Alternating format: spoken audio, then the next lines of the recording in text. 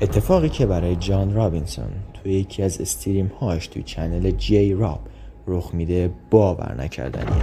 جان اصولا با رفیقاش توی استریمش میشینه و راجع به ورزش و بازیکن مورد علاقه و تیم مورد علاقهش صحبت میکنه، ولی تو یکی از همین استریم ها اتفاقی برای دوستش میفته که خیلی عجیب و غریبه. I don't know, it might be time for him to go where you never really know. So I say you just build off of those people. Was that a ghost? یه موجود عجیب توی تاریکی پشت سر کریس حرکت میکنه. به گفته خود کریس تو خونه تنها بوده و وقتی بلند میشه بگرده دنبال هر چیزی که تو اون خونه وجود داره هیچ چیزی پیدا نمیکنه.